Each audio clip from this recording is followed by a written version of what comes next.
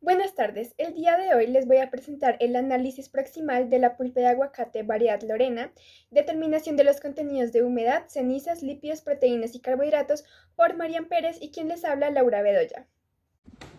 En primer lugar, a modo de resumir lo realizado a lo largo de las prácticas, primero se tuvo en cuenta el objetivo principal, que fue evaluar distintas metodologías en el contexto de análisis proximal de alimentos por medio de la comparación entre los valores obtenidos experimentalmente y los valores reportados en la tabla de composición de alimentos colombianos.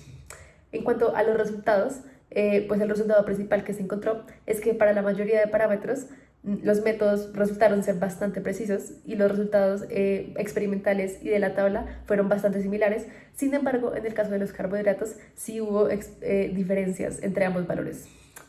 Y por último, lo que nos deja este trabajo y lo más importante es que pudimos reconocer la importancia de evaluar experimentalmente pues si un método es preciso o no para la determinación del contenido de un alimento. Seguimos con la introducción donde presentaré todas las prácticas realizadas. En la práctica número 1 hicimos la determinación de humedad y cenizas, en la práctica número 2 la determinación de lípidos y en la práctica número 3 la determinación de carbohidratos totales, donde estos valores experimentales los comparamos con los de las TCAC. La muestra de estudiar fue el aguacate Lorena, originario de la Mesa Cundinamarca, que es rico en grasas monoinsaturadas, proteínas, fibra, vitaminas y minerales. Se suele usar como guacamole, en ensaladas y en acompañamientos en diversos platos. Tiene un costo aproximado de 3.400 pesos, sin embargo, este puede variar dependiendo del peso. Tiene varios beneficios en la salud, como en la salud cardiovascular, reduce el colesterol LDL, aumenta el HDL, regula el azúcar en sangre y promueve la salud digestiva, cutánea y capilar. En la práctica número 5 hicimos la extracción de enzimas y actividad enzimática para analizar la actividad proteolítica. Como muestra utilizamos la piña tropical originaria de Sudamérica, más específicamente en Brasil. Esta piña es una fuente de hidratos de carbono, vitamina C y bromelina, una enzima proteolítica. Se suele consumir fresca o en conserva, tiene un costo aproximado de 8.700 pesos, sin embargo puede variar dependiendo de su peso. Y como beneficios es baja en calorías y alta en nutrientes esenciales, favorece la digestión y reduce la inflamación. El análisis proximal, realizado en nuestras prácticas, se refiere a las técnicas para analizar la composición de los alimentos, donde estudiamos diferentes parámetros como lo son la humedad, que es un indicador de estabilidad, las cenizas, que hace referencia a la materia inorgánica, donde podemos estudiar los minerales, los lípidos, proteínas, fibra cruda y carbohidratos. Este análisis nos ayuda a comprender los factores que determinan las propiedades de los alimentos, lo cual nos permite la producción de alimentos más seguros, nutritivos y atractivos para el consumidor. Ahora voy a hablar de los materiales y métodos utilizados. En primer lugar, se realizó la determinación de carbohidratos por el método ácido sulfúrico fenol, en el cual primero se debe encontrar la concentración de carbohidratos en la muestra de aguacate, y esto se realiza por medio de la elaboración de patrones con una concentración de glucosa conocida que permitirán posteriormente elaborar una curva de calibración. Pero para elaborar esta curva de calibración se necesita la absorbancia. Entonces primero se debe someter la muestra a una solución de ácido sulfúrico concentrado, el cual va a deshidratar la muestra hasta furfurar, y después este furfural puede reaccionar con el fenol generando compuestos coloreados. Ya teniendo la concentración de la muestra, por medio de la fórmula se puede hallar el porcentaje de carbohidratos en el alimento. Siguiendo con la determinación del contenido de humedad, en esta se utilizó el método gravimétrico por desecación en estufa. En este básicamente lo que se hace es comparar el peso del alimento sin secar y del alimento seco. Y el proceso de secado se realiza en estufa a aproximadamente 100 grados centígrados. Posteriormente, para determinar el contenido de cenizas, se utilizó el método gravimétrico por calcinación en mufla, el cual es bastante similar al anterior porque también se hace una comparación de masas, pero en este caso con la muestra calcinada. Y el proceso de calcinación se realiza en mufla a aproximadamente 600 grados centígrados hasta que se observan cenizas blancas. Siguiendo con la determinación de grasa, en esta se utilizó el método de extracción de Sochlet, en el cual se utiliza el extractor de Sochlet, que en aproximadamente 12 horas y por medio de distintas fases, utilizando solventes orgánicos, permite obtener la fracción lipídica del alimento en un vaso de extracción. Y ya con el peso de este vaso de extracción, pues se puede obtener el contenido de grasa en el alimento. Finalmente, en el contexto de determinación de proteínas se utilizó el método Keldan, que este es un método oficial y validado. Y pues en este se utiliza la muestra seca y hay distintas fases. Hay una fase de digestión, después una fase de neutralización en la cual se obtiene amoníaco, que después cae en una trampa de ácido bórico produciendo borato de amonio.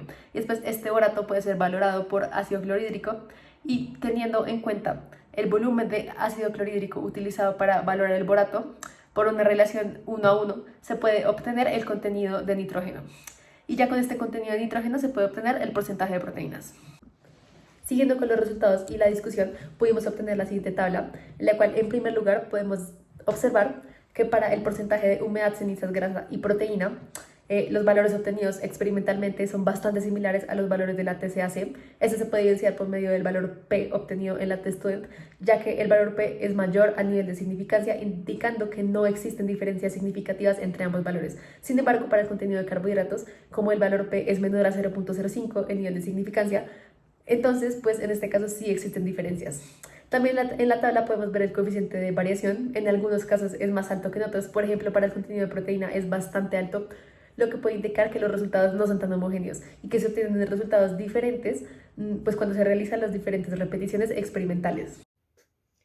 Con respecto a las proteínas, pudimos identificar que el valor experimental se acerca al valor teórico, lo cual nos indica que el método Kedal es preciso, ya que de todos los compuestos nitrogenados que contiene el aguacate, la mayoría son proteína. Las muestras de aguacate analizadas contienen proteínas de alto valor biológico, como las globulinas, y tienen un alto cómputo aminoácidico, lo que hace que resalten dentro de los demás alimentos. Y también tienen una alta digestibilidad. Sin embargo, estudios demostraron que la digestibilidad de la proteína de soya es un poco mayor a la del aguacate. Ahora, siguiendo con los carbohidratos, como ya mencioné, en este sí existieron diferencias entre ambos valores y estas diferencias pueden ser atribuidas a errores experimentales. Por ejemplo, uno de ellos puede ser la limpieza de las celdas espectrofotométricas, ya que a veces estas contienen huellas y no se limpian correctamente y pues esto puede afectar la medida de absorbancia. También la concentración de patrones, ya que a veces no se cuida la concentración o la cantidad de reactivos empleados, pues claramente afectando la curva de calibración, que por cierto es bastante imprecisa. Este es otro punto, ya que el coeficiente de determinación es muy bajo y se aleja mucho de 1, pues indicando que no se va a poder realizar una buena interpolación. Y pues también no se descarta la posible contaminación de los reactivos. Bueno, y descartando todos los errores experimentales y teniendo en cuenta que, no sé, el aguacate analizado tal vez tuviera un contenido de carbohidratos menor al aguacate normalmente, pues en este caso este aguacate en específico presentaría una deficiencia en fibra soluble con respecto a los otros aguacates, ya que pues la fibra soluble es el carbohidrato más presente y que tiene más prevalencia en el aguacate Lorena. Siguiendo con la humedad, se encontró que el porcentaje hallado experimentalmente se acerca al reportado en la literatura, lo que indica la exactitud del método empleado. Es importante conocer este porcentaje de humedad debido a que puede afectar aspectos como el periodo de conservación, la capacidad del procesamiento, la usabilidad y la calidad de los productos. Ahora, en cuanto a las cenizas, como el valor experimental se acercó al valor de la TCAC, es posible decir que pues la muestra estaba en buen estado, ya que usualmente cuando el contenido de cenizas es excedido, pues esto puede indicar que tal vez la muestra no ha sido almacenada correctamente o que la muestra está muy vieja, no está en buen estado.